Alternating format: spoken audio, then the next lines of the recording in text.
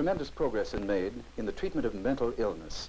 Not only do the doctors know more, but the public has become perhaps the most rapid and impressive progress has been made in the development of new drugs, which give new hope in the treatment of dangerous and serious conditions like depression. No one would suspect that this newspaper story of 8 months ago could have been written about him. An apparently crazed man attempted to murder his wife and child and take his own life in a Montreal home Thursday. This is the same man. He is today working and living as normal a life as any of us. But in a moment you're going to see him as he was 8 months ago, just after that newspaper story was published. He had just been admitted to Verdum Protestant Hospital, where the record reads, onset of this attack about August 4th, after grip with depression. August 11th, threatened to kill himself, took an excess amount of pills. August 15th, said he must kill his wife and himself, attempted to do so next morning. The report on admission reads, the whole face leaves one with the impression of a sad mask. What do you think will happen to you? As they still say, I think that they'll hang me for this. For what you've done? For what I've done, yes. Well, you haven't done anything that you could be hanged for. Well, I tried to attempted murder of my wife and child. This is the policeman who was rushed to the scene 8 months ago. We had a call about a complaint, and as we arrived on the scene, there were some people standing out, telling us to hurry because there was a man trying to kill his wife. So we went running up. As we opened the door, we saw a woman with an injury over her right eyes, and she had blood all coming over her dress and everything, and she had difficulty to walk. So we put her in the bed, and look at the baby. He had a little cut over his head, but nothing was serious. So I came back. What did she say? She told us to look at her husband in the kitchen. He was dying. So we went in the kitchen, and he had some cut over the chest and some under the neck. And near him there was a knife about 6 inches long, all covered with blood. What did he say? He told us that he didn't want to die, to help him, that he didn't want to die. Dr. Breen Marion was the surgeon who looked after the patient in the operating room of the Queen Elizabeth Hospital. He was covered in blood, and he had multiple lacerations of his forehead and his neck and his face. But the more serious injuries were the multiple puncture wounds in his left chest. What about his wife? His wife, who, by the way, was pregnant, 7 months pregnant at that time. Was she badly damaged? She was not seriously injured. However, we were quite worried about the pregnancy, whether any injury had occurred to the child. But her injuries were mainly soft tissue injuries. There were no fractures. She'd been beaten severely about the head and about the eyes. How badly was he injured? He was very badly injured.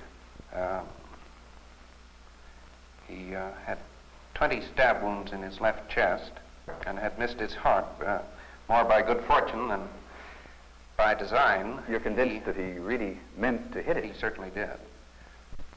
The area of the wounds were more or less centered around the heart, but he had managed to puncture his lung on at least 2 of these wounds, and he developed an air leak in one lung with considerable hemorrhage in the lung as well. I should certainly think that he would not have survived had he not been brought to hospital within 2 or 3 hours. What about his attitude? Well, his attitude was certainly one of complete and utter dejection and depression and guilt. He kept repeating to the nurses and to myself that this was the end. He wanted to die. He had done a dreadful thing. He was quite aware of everything that he had done. Did he make any further attempts? About 2 days after he was admitted, he tried once more. He warned us that he would try. Did you believe him? We believed him, and we had police in his room on 24-hour duty.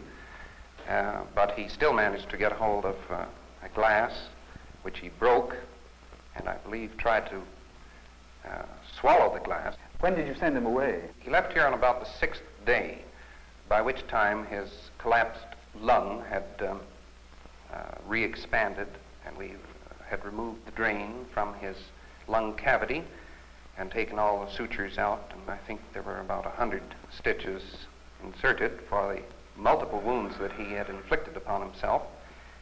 And he was sent by ambulance on the 6th day to Verdum Protestant Hospital. We see the patient on the ward talking to Dr. Henry DeRost. Well, I'm feeling very, very sad, very bad about everything that happened. It's a crazy, crazy thing to do. Anyone in their right mind wouldn't be doing it. What do you feel now? Well, I feel that I did wrong. I tried to commit suicide and attempted murder on my wife and child. That's a terrible thing to do. Why did you attempt murder on your wife and child? Well, I figured she was so unhappy, and I figured the easy way out would be that to kill my wife and child and kill myself. And that way we'd all go through out of the misery together. It's a wrong thing, I know, to do. A wrong thing, but you felt it was the only thing. I felt it was the only thing, yes. Mm-hmm. What is your feeling now? My feeling is, well, how am I supposed to feel right now? I'm so worried about everything and feel so bad about it all that nothing in the world could ever make me feel different now. I just feel that I'm not even happy no more. This is the man who, in a state of clear consciousness, tried to kill 2 other people and himself. Why? Do you have any feelings of love for anybody now? For love? Right there now, I have no feelings for, just seen for no one. Since this has happened, I've often wondered if my child and my wife still living. I've heard and I've been hearing things that's saying that, hearing sounds saying your son's dead. Your son's dead. And they say your wife's dead. How am I supposed to believe? Well, they are both alive and they're both quite well. Are you able to believe that? No, I'm not. I still don't believe it. Mm-hmm. So I wish if I really knew they were both well, it'd be great. But, well, it looks pretty grim ahead. It looks as if I'll hang for this. In fact, I know I will. Has anybody told you that you will? No one has told me, no. But it seems to be no more hope left, no. It seems that the world is all against me now. You've tried to take your own life since that time, since you went to hospital. Yes, I did. Why did you do that? Because I figured the same thing. I figured my wife and child was dead. So I figured, what's the use of living? If I lost my wife and child. I had a great little boy. Nice little boy. 11 months old. He was the dearest little thing that you could ever wish for. You've, in the last week or so, you've really felt, though, that you didn't want to live. I had to take sleeping pills and things because I'd worried so much about the whole affair. Did you take a lot of them? I took quite a few. I couldn't say how many. But it was quite a dose of them. Why did you take them? Well, I figured it'd make me sleep, or at the time I didn't know. I felt sad. I felt like doing away with myself. Did you want to die then? In my heart, no. I didn't want to die, but I figured maybe I'd pass away, and like that, it'd be an easy way out. Did you ask anybody for help at that time? No. My wife called my brother. Said that he should come down, but I slept for 2 days. I don't know, but anyway, he cheered me up and said everything will come along all right. Don't worry, just keep your head up. Did you believe him? Chin up, but I figured no. I figured I couldn't manage everything. The baby didn't seem to care for me even. He seemed to be Did you against think me. anybody cared for you at that time? No. I figured not, but What about treatment for the way you're feeling now? the way I'm feeling now, well, just have to cheer up and take it on, leave things go as they come, and never mind worrying about every little thing that's to come. What about right now? Do you feel that what's happening to you and the way you feel is a form of sickness? I don't know how I would say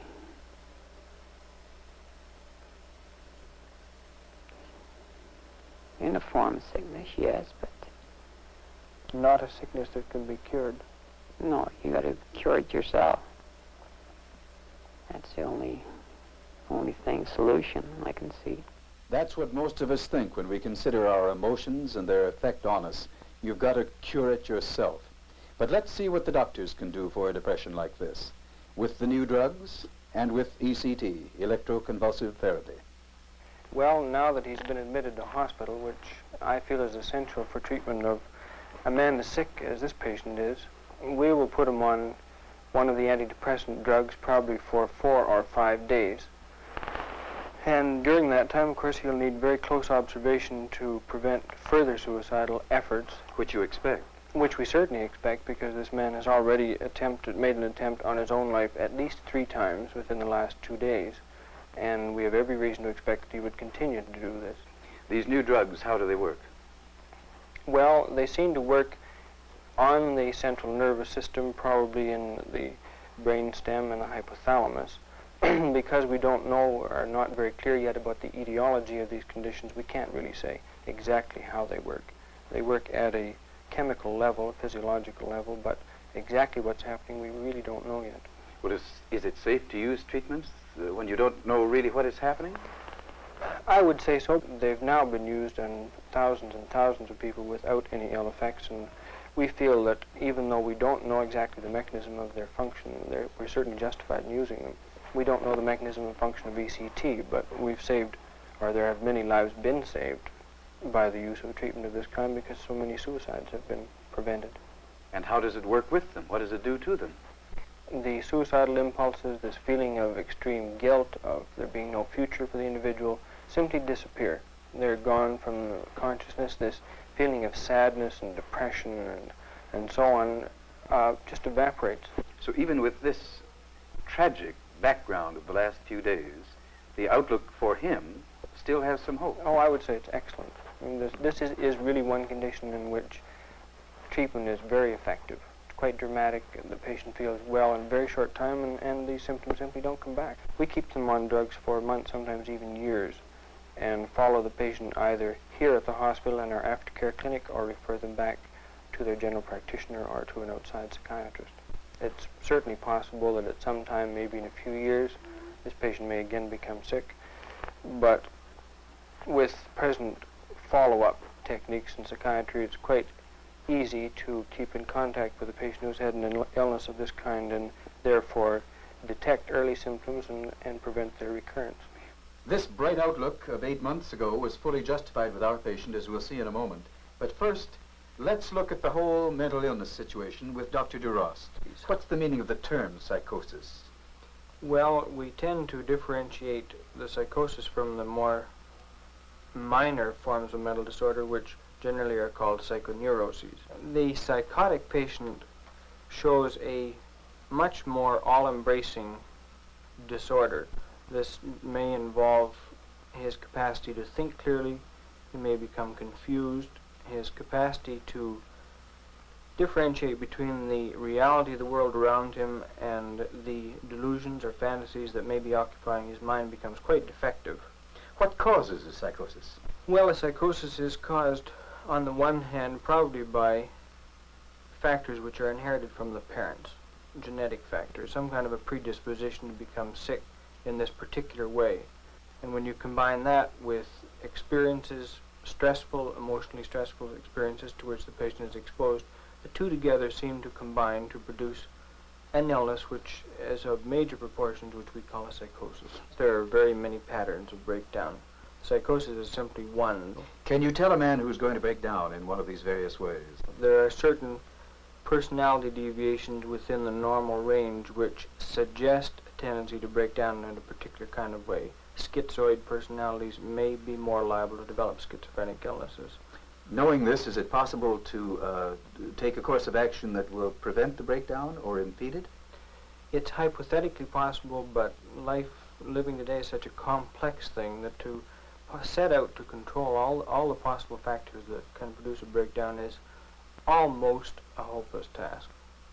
One might, perhaps, if one saw an individual who was obviously breaking down or showing signs of an impending break, perhaps remove them from the stressful situation and thereby avert an attack, which was almost on the threshold. But from a long-range point of view, we just don't know enough. What are the possibilities of curing these various conditions now, Dr. DeRost? The mental hospital population is gradually dropping, which is one pretty objective indicator of success in treatment. Is this because of drugs, principally? Drugs, the fact that the drugs have made it possible to treat these patients in a much more constructive way in terms of having them occupied in activities, work therapy, industrial workshops, occupational therapy, psychodrama. The hospitals are now almost entirely open, and the problem of violent, disturbed behavior is virtually gone, except for isolated instances. And this creates a new milieu in which you can treat a patient probably very much more effectively than in the past, when your main problem was keeping the patient sedated out of difficulties, not breaking the windows or something like that, which now simply very rarely occurs. 2 months after our depressed patient's admission to Verdum Protestant Hospital, the record reads, his outlook is good. However, in view of the patient's illness prior to his admission, it's essential that he remain in hospital for an adequate convalescent period. 3 weeks later, it reads, patient's wife has had her baby and will be discharged from Queen Elizabeth Hospital tomorrow. 3 days later, the patient went home on trial. He came back to hospital a couple of times. His condition needed stabilizing. Now, that was 3 months ago. Here he is now at the hospital clinic where he comes for his checkup and to renew his supply of drugs. It's 8 months now since we first saw you here and first filmed you here. That's You're right. not the same man. No, I don't feel the same, I don't think. I feel much better now. At least I hope I think I look better than what I did then, too. I think you do, too. Is You're it? working. Yeah, I'm back to work, and I got the nose to the grindstone, as usual. So, everything's going fine. But how do you feel about things now? But I feel much better, and I think my husband is very much back to normal now. can look ahead to the future again, which I couldn't do a few months back. Well, we have a few children of our own, and we're mainly interested in giving them a good life, try to bring them up, and we're looking forward to their manhood. So we have no time to think about ourselves no more. What difference has it made to you now, having been sick and been in hospital? Well, I learned that you can be cured, and don't wait if you see that something's going wrong. Well, don't keep it inside yourself. I used to get in a tight corner by myself and worry and think about this and that. Never discussed anything with my wife or any of my friends. Like someone has something wrong with them physically, and they realize they can go to a doctor. Now, having been sick, you realize that there's something as being mentally ill or emotionally ill. It's something that you go to a doctor for treatment. Well, yeah, sure. I was mentally sick. That's all there was to it. There was no sickness. There was nothing wrong with me physically. I know it now. This But was at that something you time, didn't realize at I the didn't time. realize, no, at the time, no. And what about you? No, I didn't realize it either because I never had any case like that. I never saw much of mental illness at all. So. And you really wouldn't have any reason to know that your husband was sick then any more than he would. Looking back on it now, what kind of things do you think you might have recognized if you had known what to look for in your husband as he was getting sick? Well, I'd say again, like any change in his normal health. Well, what did you see? Well, that he couldn't sleep and didn't want to eat, no interest in anything. Do you mean he really stopped eating, or what Oh happened? yes, he said he had no appetite. He didn't actually stop eating, but he Mm-hmm. didn't care for any food. He didn't care if he saw any or he didn't. He lost interest in a number of things. In anything really. Mm-hmm. What about working? Oh, he wouldn't walk at a time either, and he felt like that he didn't care for any work at all. And the kids? Not even the kids. Didn't want to talk to the kids even, or smile, or nothing at all. He just wanted to be alone, just wanted to be left alone. And what seems to happen in some people, that these normal worries build up and build up and build up until, well, what we call a breakdown occurs. And then all your capacity to deal with all of these things just disappears, and you sink way down and feel the way you did before you came into the hospital the first time. What's important now is that these are indications, and your wife has a pretty good idea of what kind of things to look for. These are safeguards, because when you go home from the hospital after having been so sick, of course, we're concerned about the situation, your wife is concerned, and you're concerned, and your friends are, and so on, so that we have safeguards, as it were. I mean, your wife knows what to look for, you have a good idea of what to look for, you're taking medications, and you come to see us. So that it actually in 4 ways the situation is covered. Yes, so it doesn't need to build up and up and up and up until it No, rates. things are well under control this way. Well, I can tell myself if I was getting sick again. I know right away. And you know. Oh yes, I sure know now. So here's a man living in most respects like any of us, and the outlook for the future is good. There's enough understanding and elasticity in the law so that he has not been prosecuted for attempted murder and attempted suicide. He was sick. Attempts of this kind, particularly suicide, are quite frequently encountered with depressions. Our patient's surgeon, Dr. Marion, has had some experience and has some thoughts on this matter. The majority of them survive with surgery, immediate surgery, and they are then sent to an institution for the treatment of their mental illness, which caused this suicide. And then many of them return to useful activity in this society. Do you know of people who've done that? I do. I know of 3 patients who are patients of mine at the present time who were attempted suicides 25 years ago, and since have had no further mental illness of any serious nature, have led productive, happy lives, raised families, educated their children. And so I would estimate that other surgeons must also have encountered patients who were previously attempted suicides. Any idea how many suicides there are in a city like Montreal in a year? Well, the coroner's statistics, which were published in the paper just a few days ago, drew my attention, mainly because I was interested in this problem. as you are. And I was surprised to find that of traffic accidents, of which we make a great deal of publicity and efforts to control it, there were 130, approximately 130 traffic deaths in the Montreal area, and there were 160 successful suicides, which for every successful suicide, there may well be one or two unsuccessful ones, fortunately, who are treated, so that the suicide rate would appear to be very much more common than we like to believe. Suicide is too often the ugly end of a depression which has gone unrecognized and untreated.